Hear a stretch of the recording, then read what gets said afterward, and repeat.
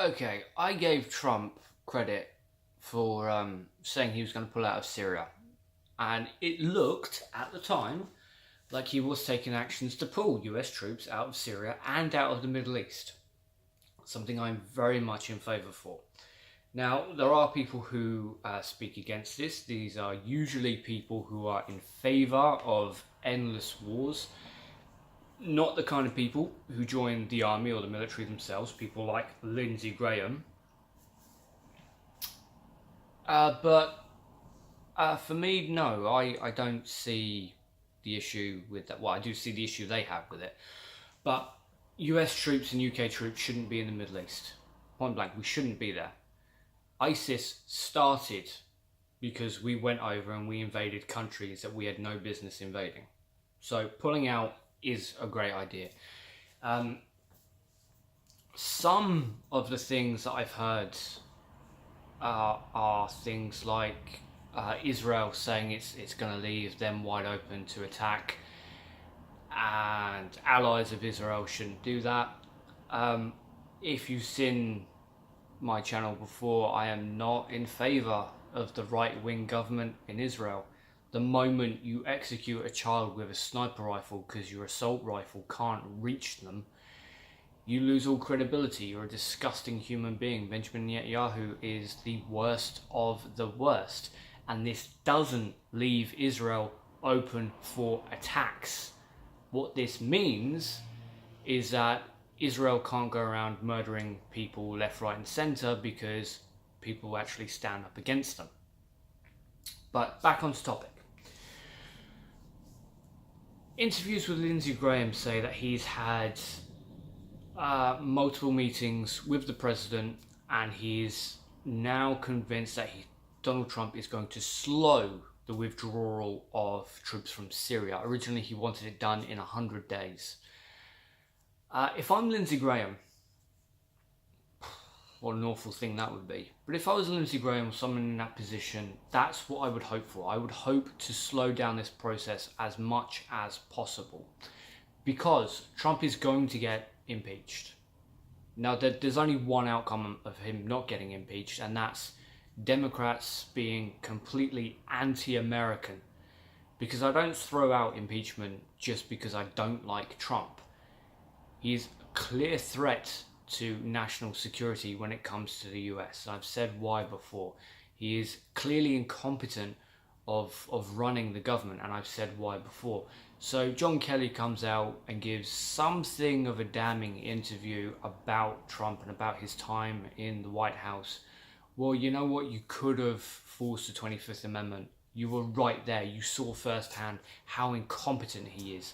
Now coming out after it all, saying, oh yeah, he's a moron, he didn't tell us anything, he didn't tell us about this travel ban, he lied about it and brought it up without anyone having any kind of prep ready. You were there. You could have forced the 25th Amendment. It wouldn't have meant a snap election. It wouldn't have meant that Democrats got in. It would have meant that Mike Pence would be president. Now, I don't have good things to say about Mike Pence either, but I'm not going to call for his impeachment unless I see something that violates the US Constitution to such an extreme, or he compromises national security, like Trump has done, and I've said why in the past. But Lindsey Graham knows, and a lot of Republicans know, that impeachment is rearing its head. So the best thing that, from their perspective, they can do is slow down the withdrawal, because Trump gets impeached, Mike Pence takes over. Mike Pence is not going to withdraw from Syria. He's not going to withdraw his troops from the Middle East.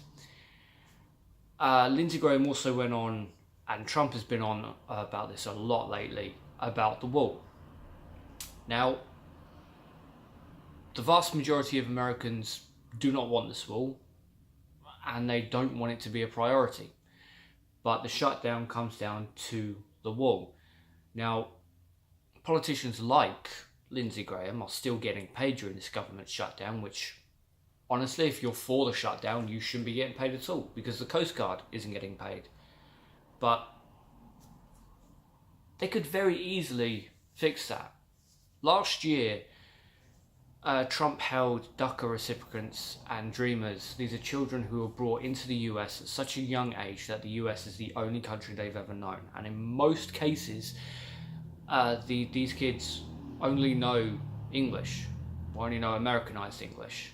They don't know the native language of the country they were born in.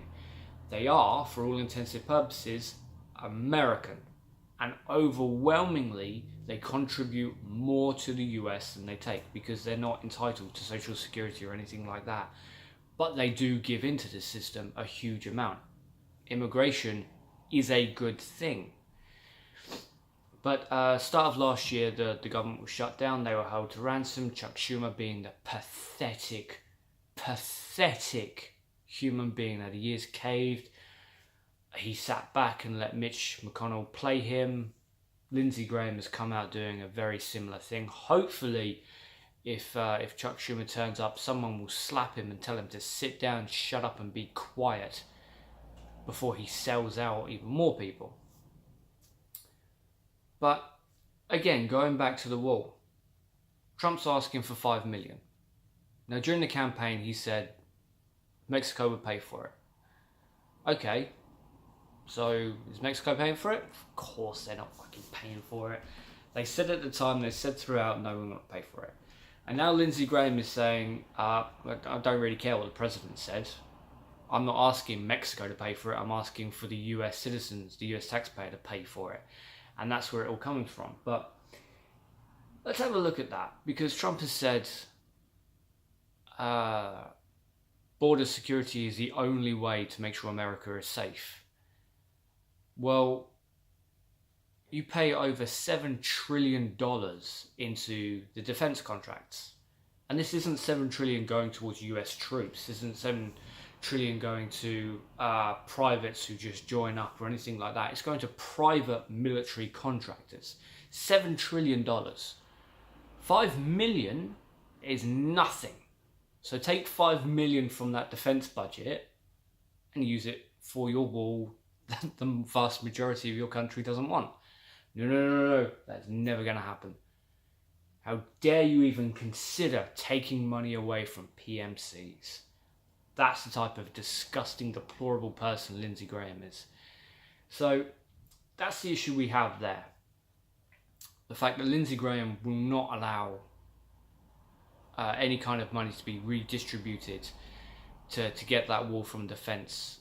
He'll happily take it from education. He'll happily take it from Social Security, which Republicans have been saying for at least half a year that they're going to cut. But he won't take it from multi-trillion-dollar industry.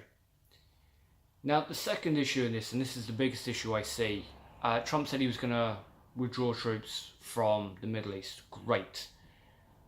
Trump had that unbelievable bumble when he went to Iraq, and he pissed a lot of people off.